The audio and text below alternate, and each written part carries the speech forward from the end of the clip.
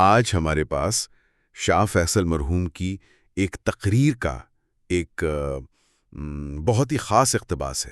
جی اس میں جذبات بھی ہیں اور ایک شدت بھی محسوس ہوتی ہے، سنتے ہی اثر ہوتا ہے۔ بالکل۔ تو آج کی نشست میں ہم کوشش کریں گے کہ اس خطاب کے جو اہم پہلو ہیں، اس کا پیغام، اس کے جذبات، ان پہ ذرا گہرائی میں بات کریں، دیکھیں کہ کیا خاص ہے اس میں۔ یقیناً، اور دیکھیں تاریخ میں نا اس طرح کے خطابات بہت اہم ہوتے ہیں۔ یہ صرف لفظ نہیں ہوتے، صحیح۔ یہ لوگوں میں جذبہ پیدا کرتے ہیں، انہیں جوڑتے ہیں، کبھی کبھی تو تاریخ کا رخ بھی بدل دیتے ہیں۔ اس اقتباس کا جو انداز ہے، جو لہجہ ہے، وہ خود بتا رہا ہے کہ یہ کوئی عام بات چیت نہیں ہے۔ جی کسی خاص موقع پر گہرا اثر ڈالنے کے لیے کہی گئی بات لگتی ہے۔ بالکل۔ شروع میں ہی دیکھیں ایک بڑی پرزور اپیل ہے القدس کے حوالے سے، یعنی یروشلم۔ جی ہاں، الفاظ کچھ لو ہیں، ان القدس الشریف ینادیکم ویستغیث بکم، یعنی قدس شریف تمہیں پکار رہا ہے، تم سے فریاد کر رہا ہے۔ بہت سیدھی، بہت جذباتی پکار ہے۔ بالکل براہ راست۔ اور فوراً اس کے بعد سوال، این هو الضمیر العالمی، کہاں ہے وہ عالمی ضمیر؟ اس سوال میں ایک طرح کا شکوہ ہے، نہیں؟ یقیناً شکوہ ہے، اور یہ صرف مدد مانگنا نہیں ہے، اس میں ایک فوری شدید ضرورت کا احساس دلایا جا رہا ہے۔ القدس پکار رہا ہے، یہ الفاظ سننے والے کے مذہب اور تاریخ سے جڑے جذبات کو سیدھا، وہ کہتے ہیں نا، ہٹ کرتے ہیں۔ اور عالمی ضمیر کہاں ہے، یہ صرف پوچھنا نہیں ہے، یہ ایک طرح کا الزام بھی ہے، یا کم از کم سخت مایوسی ہے کہ دنیا یا تو چپ ہے یا بے حس ہو گئی ہے۔ اچھا۔ لگتا ہے کہ مقرر کو عالمی برادری سے کوئی امید نہیں رہی، اب وہ سیدھا اپنے لوگوں سے بات کر رہے ہیں۔ یہ انداز نا وہ نظر انداز کیے جانے کے احساس کو بہت شدت دیتا ہے۔ تو آپ کہہ رہے ہیں کہ یہ سوال دنیا پر تنقید بھی ہے اور اپنوں کو جھنجھوڑنا بھی۔ بالکل بالکل، اس کے کئی پہلو ہیں۔ ایک طرف عالمی طاقتوں کی بے حسی پر سوال، دوسری طرف اپنے سننے والوں کو یہ احساس دلانا کہ بھائی اب ذمہ داری تمہاری ہے، باہر سے شاید کچھ نہیں ملے گا۔ صحیح۔ اور القدس کی جو جذباتی اور روحانی اہمیت ہے، اسے یوں مرکز میں لانا، یہ لوگوں کو عمل کے لیے تیار کرنے کی ایک بہت مؤثر حکمت عملی ہے۔ پھر اس جذباتی پکار کے فوراً بعد بات ایک دم عمل کی دعوت اور موت کے خوف جیسے بنیادی انسانی جذبے کی طرف جاتی ہے۔ جی۔ فماذا یخیفنا هل نخشى الموت وهل هناك موتة افضل واکرم من ان يموت الانسان مجاہدا فی سبیل اللہ، یعنی ہمیں ڈر کس بات کا ہے؟ کیا ہم موت سے ڈرتے ہیں؟ اور کیا اس سے بہتر، زیادہ عزت والی کوئی موت ہے کہ انسان اللہ کی راہ میں لڑتا ہوا مرے؟ یہاں تو موت کے خوف کو سیدھا چیلنج کیا جا رہا ہے، بلکہ اسے ایک بڑے مقصد کے ذریعے عزت میں بدلنے کی بات ہو رہی ہے۔ یہاں نا جو شہادت کا تصور ہے، اسے پیش کرنے کا انداز بہت اہم ہے۔ تقریر موت کو کوئی بری یا ڈراؤنی چیز نہیں دکھا رہی، اچھا؟ بلکہ اسے ایک عظیم مقصد، یعنی اپنا عقیدہ، اپنے مقدس مقامات کا دفاع، اس کے لیے جدوجہد کا سب سے اونچا، سب سے باعزت نتیجہ بتا رہی ہے۔ صحیح۔ یہ صرف یہ نہیں کہہ رہے کہ موت سے نہ ڈرو، بلکہ یہ پوری سوچ بدلنے کی کوشش ہے کہ موت خود مقصد نہیں، مقصد کے لیے جان دینا اصل عزت ہے۔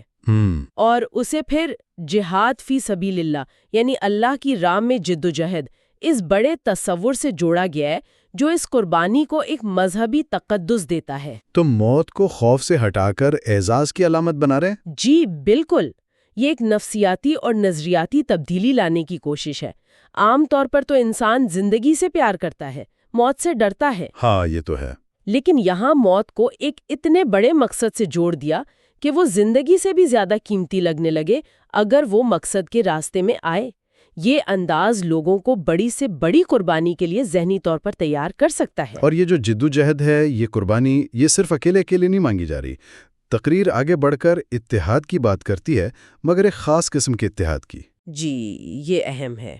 نريدها قوما والنهضة إسلامية لا تدخلها قومية ولا عنصرية ولا حزبية إنما دعوة إسلامية دعوة إلى الجهاد في سبيل الله۔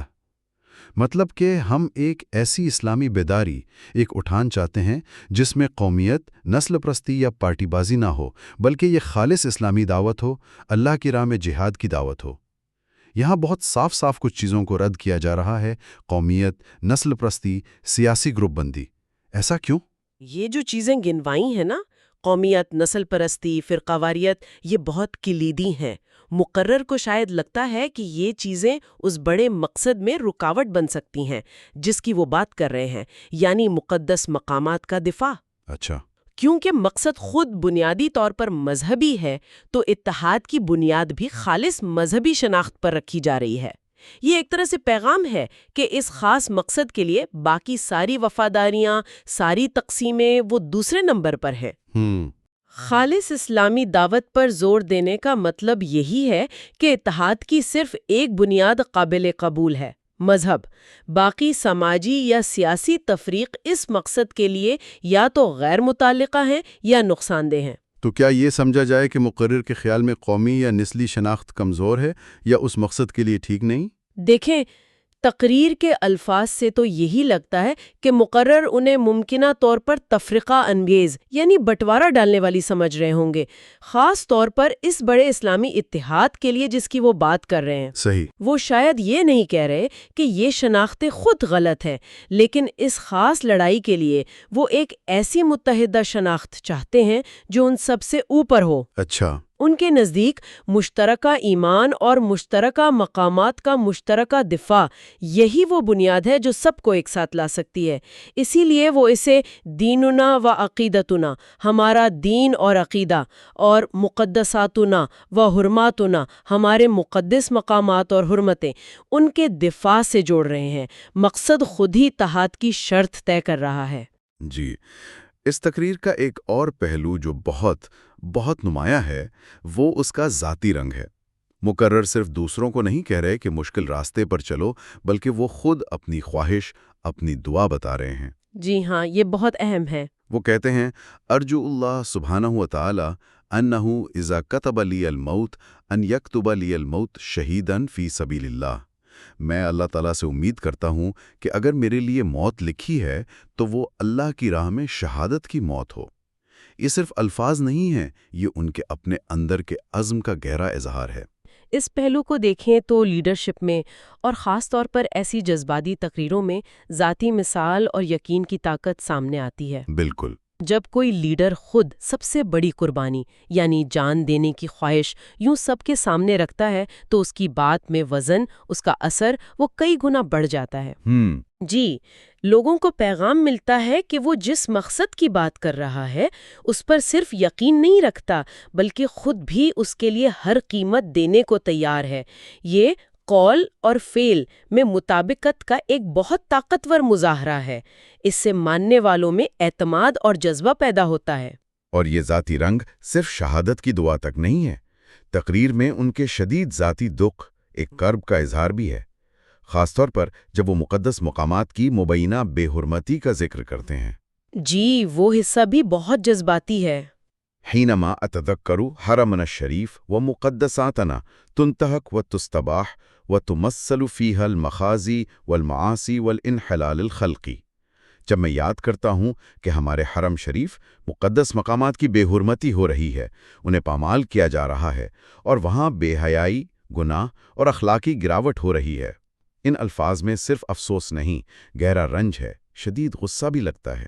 یہ جو جذباتی شدت ہے نا، یہی اصل میں پوری تقریر کی توانائی کا ایک بڑا ذریعہ ہے۔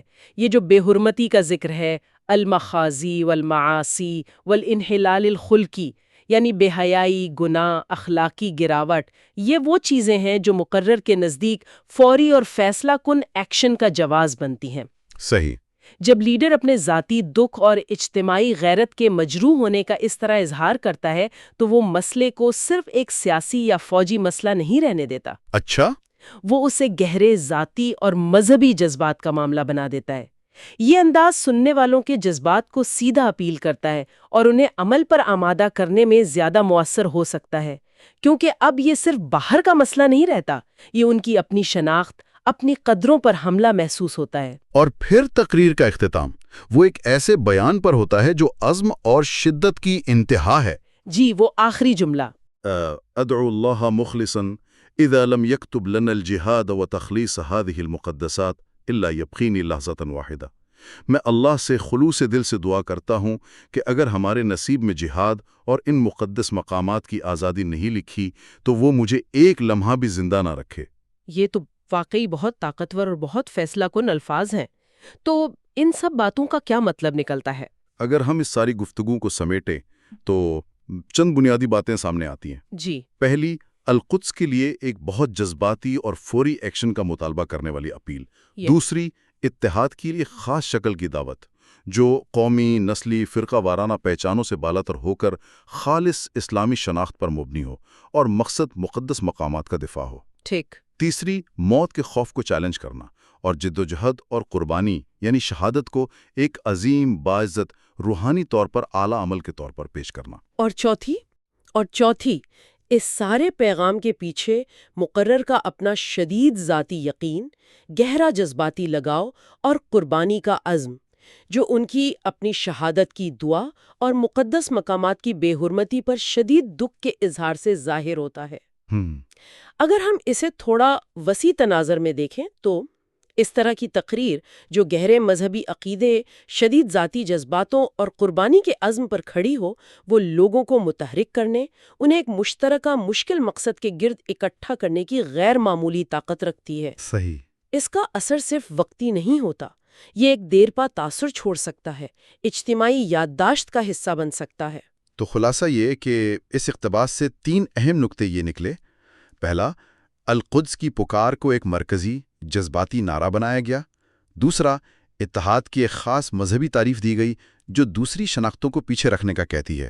اور تیسرا، لیڈرشپ کو ذاتی قربانی کے عزم سے مضبوط کیا گیا۔ بالکل۔ اب یہاں ایک سوال ذہن میں آتا ہے جو سیدھا اسی متن سے جڑا ہے اور ہمیں مزید سوچنے پر اکساتا ہے۔ جی، یہ تقریر موت کے خوف کا مقابلہ شہادت کے اعزاز سے کرتی ہے۔ یہ انداز سننے والوں کے لیے قربانی کے معنی کو کیسے بدلنے کی کوشش کرتا ہے، اور صرف اس تقریر کے دلائل کی روشنی میں اس کوشش میں کامیابی یا ناکامی کے کیا امکانات نظر آتے ہیں۔